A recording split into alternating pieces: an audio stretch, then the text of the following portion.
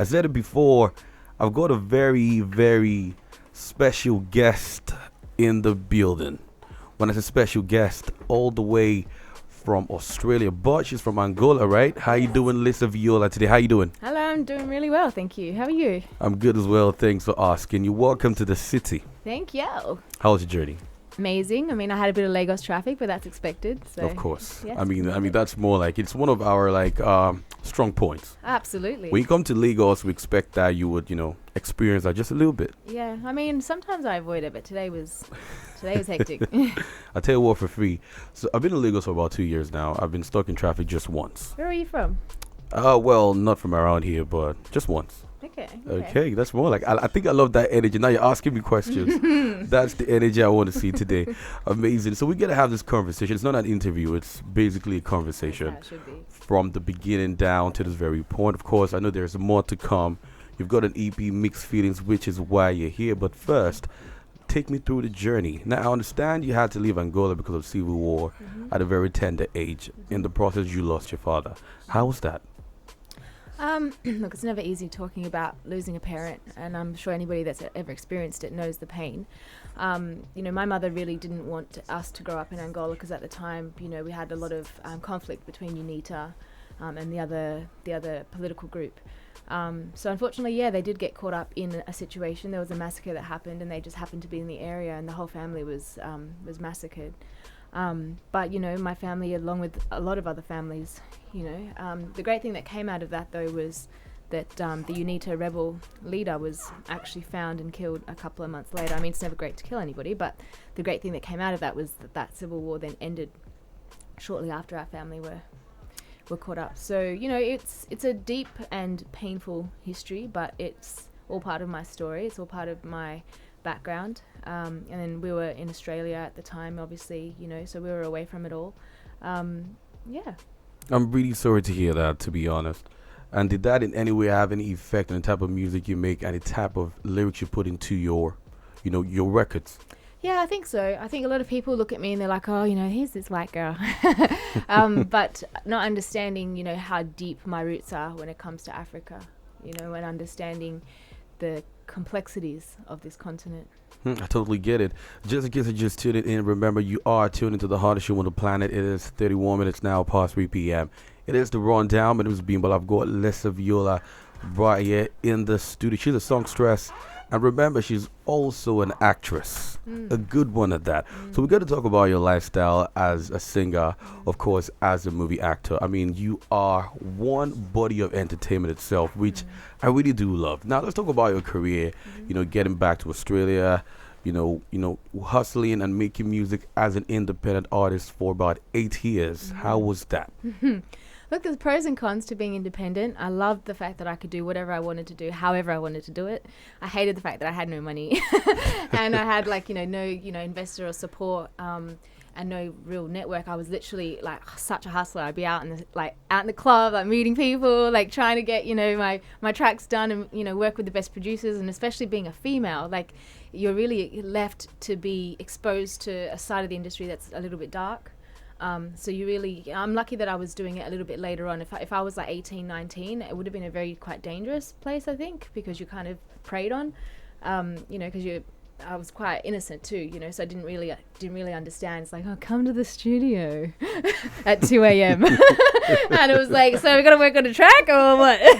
So there was just so many things. And, I really hope that I can spread that, as an artist, as I'm moving up in the industry. I really want to speak to the younger ladies.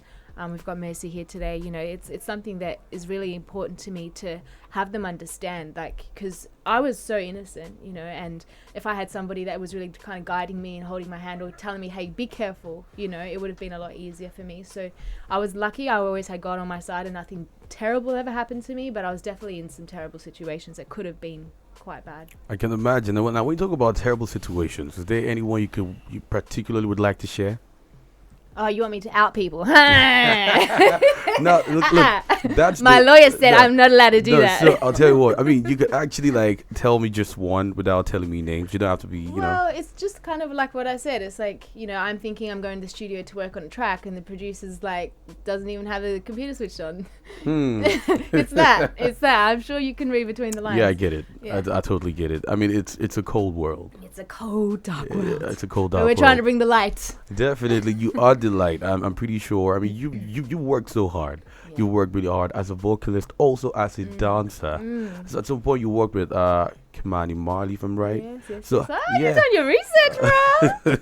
Thank you. Yeah. So how was that like? Yeah, it was great. I mean, I've always found myself in situations where I'm like a bit in over my head, and that was definitely one of them. I'd gone to Jamaica, to do a writing session, and then I'd gone from Jamaica to Sweden, and then I got a phone call from some Jamaicans that I'd met saying, "Hey, Kimani Marley's looking for a backup singer. Would you like us to put you forward?" And I was like, really? Because I've never seen myself as like a massive vocalist. I've got a nice voice. It's sweet. It does what it needs to do, But I was never like, oh, okay, I can hold a freaking tour, like a 7-piece band on tour, and. As you know, like it's kind of like you think of Bob Marley and the Wailers, like you've got Rita Marley and all those legends that have these amazing voices, amazing harmonies, So I really thought I was in over my head, but they were like, "Yep, cool, we're willing to give you a shot. You seem very tenacious. You seem very like you want to really, move in this industry. So come through." So I went to Miami and I rehearsed with the band for 2 weeks, and then we landed in Portugal and did this massive festival. And I was just like, wow, like how did I even get here? And I really had to work my butt off. I was singing like 8 hours a day, every day, learning new repertoire, songs that I'd never sung before, in some patois, kind of like here in Nigeria. I sometimes try and sing a little pidgin. A lot of the Bob Marley covers and stuff we were doing, there's the patois and getting the swag and the style and the it's just different, like musically, you're really looking at the cadences where you're sitting on the beat, so it was a real musical exploration experience. Yeah, so it was so dope, and I tried to do the best job I possibly could, but at the end of that tour I was a different artist. I was like, yo, give me any song and I'm gonna sing it. Totally. So I love that energy, and I feel like that is what a lot of people need to realize, that music is a process. Yeah, absolutely. It's a process where you learn. It never stops, actually. It never stops. Just when you think you're good, you get in the studio with someone and you're like, okay, what's going on here? Let me just sit down, right? Yeah, so, but I love that. I always say if I'm the most talented person in the room, I'm ready for the next room. So it's always about growing. Like if there aren't people around me that are teaching me or showing me something, I'm bored. Like, bye. Oh, I get that one. But of course, that is the mentality of a winner. If you want to win, if you are quite competitive, then you realize that, look, you don't want to be the smartest person in the room. No. You don't want to be the best guy in the room. No. You just really want to be in the room filled with a lot of talent. And I was like that as a kid too. Like, I don't know why. I remember, like, for example, in dance class, I did a lot of dancing growing up and singing and everything, but dance was my major. And I would be, like, working my butt off to get to center front of, like, the dance troupe. And as soon as I got to the front, I was like, okay, like, I'm out. Like, I'm bored. Like, learning the choreography, like, oh. So I've always been like that. That's totally nice. I totally understand. And, I mean, it's a good one. I mean, it has brought you far as well, far and beyond. Look at you now, you're in Nigeria, and you're about, battling with the juggernauts. With you? Honestly, I mean, you get it. You totally get it. I'm not even battling with the juggernauts here. Of course, you dropped an EP, not too long after that, Animals. And take me through the journey of that EP. Okay. The musical journey was quite easy. I mean, I really had heavyweights in the room. I had Basket Mouth. He was the executive producer, and he had been listening to my stuff and was like, okay, I really feel like I know where you should go. When I got here, I didn't know Basket Mouth was a musician. He was playing me tracks, and I'm like, oh wow, you're actually really good. And I think that's been the case for everybody. Everyone's gone, oh wow, this guy's a comedian, but he's actually got a really good ear for music. And he found me a challenge. He's similar in the nature where he's like always looking for a new challenge, because he was able to do it with really big artists, well-established artists, but he was like, okay, let me see if I can work with an unknown artist that no one knows, from Australia, and he was like, let me see if I can do it for this. And I really think he came through, and everybody that's listened to the album said this is amazing, and it wouldn't be what it is if it wasn't for him and his team. And like I said, I was just sitting amongst giants, so I was there listening to what they were saying and trying, they were also trying to really find who I was as an artist. Dr. Set, big up Dr. Set, he's just one of those producers that came in and said, who are you? Like, I want to hear you. He was listening to tracks that I'd written in my bedroom like 5 years ago. There are a couple of tracks on that album that I wrote in my bedroom years ago. For real? Yeah, that he was like, hey, let me put my spin on this. So for a producer to do that and not just be like, okay, here's a song, this is how you have to sing it, this is how you have to do it, was dope. That's, as a creative, that's the best you can ask for. Totally. I totally get that one. So you got an EP right now, Mixed Feelings. Okay, that is the name of the EP. I mean, you've got a record like Kisses on it, and I'm thinking it's quite obvious. Did anything happen to you moving down to Nigeria with Nigerian men? Lagos men wahala. Yeah, I'm not gonna say anything about it. All the ladies know exactly what I'm talking about when I say Lagos men wahala. The men out here are crazy. I'll tell you what are we doing this time? No, look, beautiful men, like very passionate, very loving, very sweet, very generous. But I don't know. I don't know if I can marry a Nigerian. I thought maybe when I came out here I was gonna find my husband, but it's all too much. This little heart of mine can't handle it. So I'm going to ask you a question real quick. Yes or no? I mean, you got to Niger in 2020, if I'm right, or before? When I got here? Yeah. 2021, March. 2021, yeah. Good. Wait, did anybody ever break your heart, yes or no? I'm not going to say broke my heart because I'm at that place in life where no one's breaking my heart. But definitely threw me off guard with a lot of things. Like, whoa, just like curveballs. you hear me? Yeah, curveballs. And because, again, come from a different environment, different expectations, different, how we roll is different, So it's definitely been an awakening, but again, it's like pros and cons to everything in life. The men here are a lot sweeter, a lot more romantic, a lot more generous, a lot more passionate than, say the men that I'd met in Australia. But with that comes everything else, because they're being romantic and passionate and generous to every other woman too, so I'm just managing. I'm managing. I totally understand how you feel. You're a Lagos man. I would advise you exercise some patience. Yeah.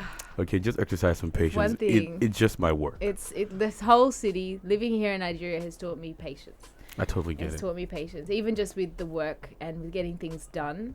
I'm used to working on such a high, and you can hear the way I speak. I'm like, dun, dun, dun, dun, dun. And that's how I work, And coming here, it was like, Lisa, calm down. Like, it'll happen in time. And then when it does happen, it's so good. Like, I'm so happy with where this EP is, but in my head, I thought I was going to get it done in 3 months. When I got here, I was like, okay, 3 months and I'm out. But it took me a year longer and period. a bit. Yeah.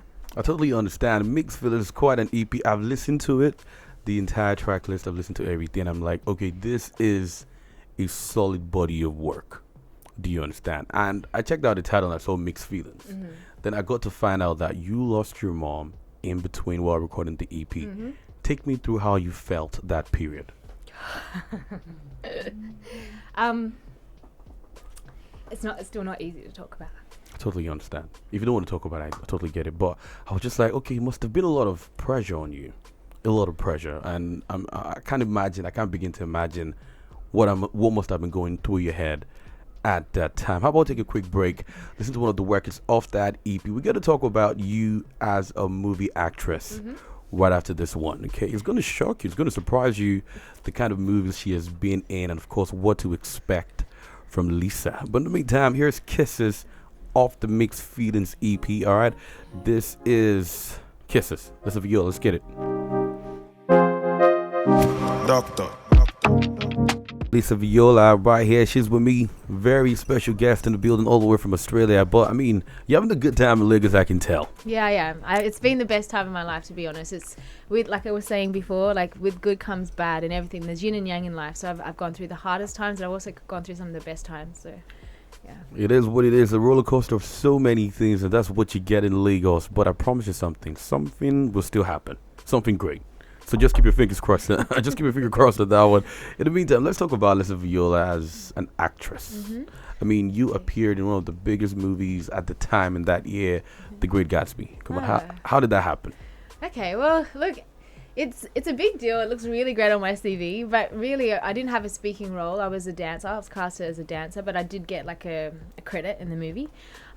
So that happened. It was an accident. I'd gone, my agent, who was just sending me to like random things at the time, I was just doing anything I could to, make ends meet. So they'd sent me to go as an extra. So I'd gone to the audition, And then they saw my CV at the audition. They were like, oh, why are you here just as an extra? Like, you look like you could do a lot of things. I'm like, yeah. And they said, we're actually casting for a very special scene because the director, Baz Luhrmann, is actually a dancer. So he's well known for, I don't know, did you guys get Strictly Ballroom out here? That movie? I'm not it was sure. Huge in Australia. Anyway, so he's actually a ballroom dancer. So he really pays attention to those real big dance scenes, you know. So he did Romeo and Juliet. Do you remember Romeo and Juliet? Definitely. Right. So he's got that real big, you know. So he had this thing in mind for this scene. He was like, I want it like all black girls, and I want it to be like really raw and like bring in that vibe. But I mean, he's like a straight white guy, right? So he literally was like, I want to find and the movie was shot in Australia, and there aren't that many of us. We're the minority. Whereas if you're in America, it would be a lot easier to find five, you know, fine like dancer girls that have got the whole style and everything. So it was basically me and two other girls that I used to dance with. We all got cast, and then there was like these three white guy choreographers, and we're basically showing them like, no, this is how you twerk, like this is how you get down, like, you know. And it was amazing, and it was one of his favorite scenes, and it was only supposed to shoot for one day, but we ended up shooting like over a whole week.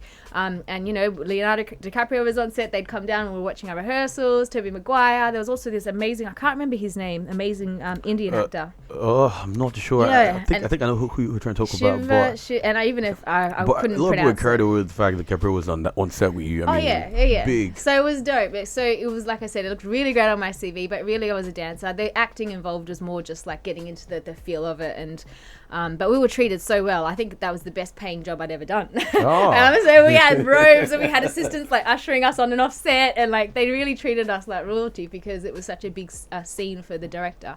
So yeah, that was pretty cool to start there, really. I know, right? And of course, you got a movie set to come through right here as well. You'll be there'll be R&D on the movie as well. Yeah. Cold. Yes, cold, which is I'm very cold right now. That's why I keep like shaking. If you see me twitching, I'm sorry. No, that's it's fine. freezing in here. No, You're in a short sleeve shirt. Yeah, it's fine. I'm kind of used to it already. I mean, I work in here every day, so it's like a norm for me. Maybe I'll just turn one off. No, it's fine. It's Are fine. you sure? No, the equipment needs No, to I'm stay a nice and gentleman. cold. I'm a gentleman. Oh, see what I'm saying?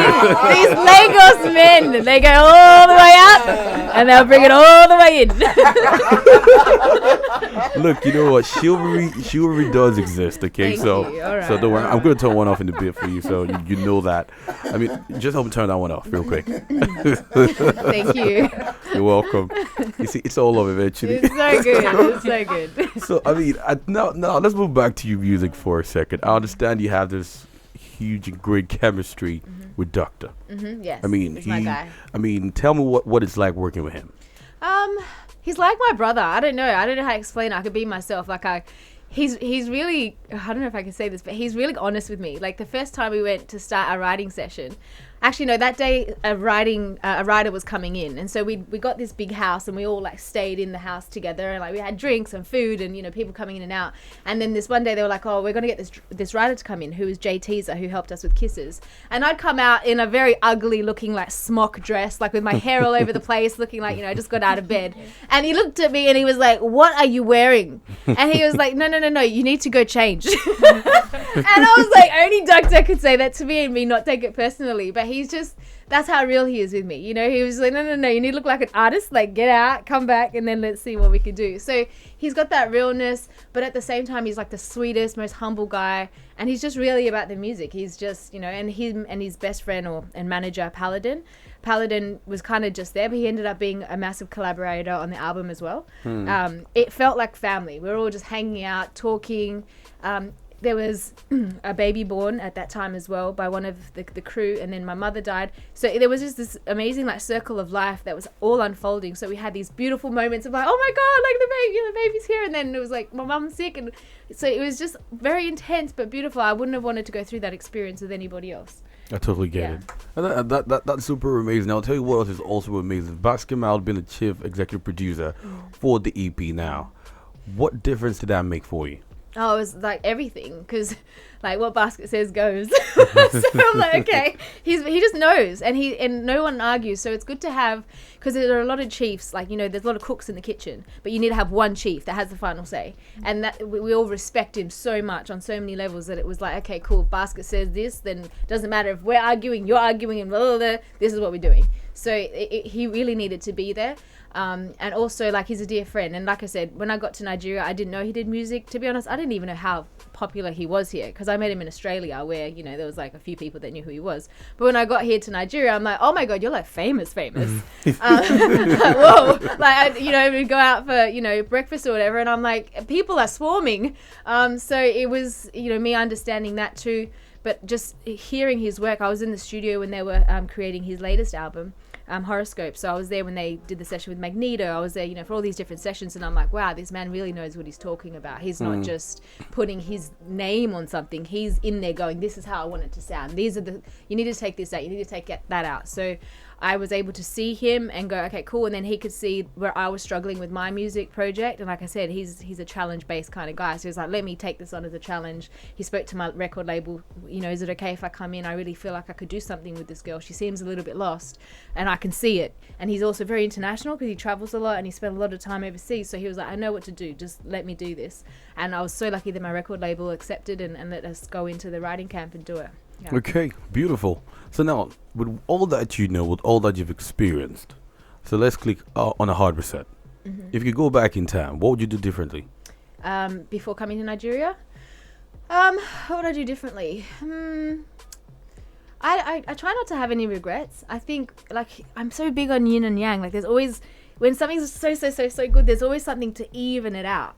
So someone asked me the other day, actually, they said something very similar, like, what do you regret, or something like that. I'm like, I don't really regret anything, because every little step I've taken has gotten me into this room with you, with these people, like every single step, even the bad stuff. So I wouldn't do anything differently, because I'm constantly growing and evolving and finding new ways to do what I do. Good one. I love the fact that they say right here. I mean, that it's a beautiful place to be right now, to be in city. I mean, it is what it is. I like that one. So I've got this one. Get out to the Viola. Man, she's got a great voice. I love her voice. I wish I could sound more like her. Aussie, mate. Good day. That's the energy. I mean, I really do like it. So we got to talk about what's to come right now. I mean, after this EP, what is next? Look, I want to keep putting out good music. I want to do some great collaborations. I love the visual side of things as well, so I'm getting to really experiment in that lane right now. I think they're gonna have to bring more money, because I'm starting to run out of my play money. But I'm just trying to just be creative and do things that make people think.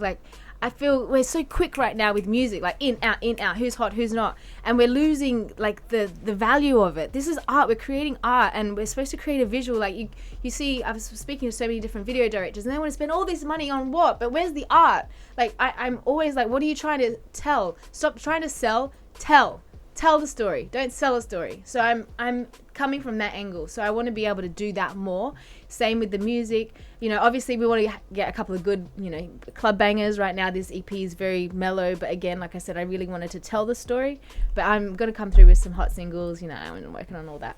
Okay, amazing. So should we expect any major collaboration from you from your next project? Yes, absolutely. I can't say too much yet, because it has to be on paper, but I definitely have some handshakes happening. So I like that one. Good one. Thank you so much for coming on the show. If you were to drop a word for your fans right now, what would it be? Thank you. I'm just so blown away. Everybody on my social media has been tweeting and this and that, and I just can't believe that you guys have accepted this crazy Australian girl as one of your own. And so just thank you so much, and just keep loving on it, keep being amazing, keep living life to the fullest, and be great. Oh, that's really sweet. Thank you for coming on the show as well. Thank you for being a guest.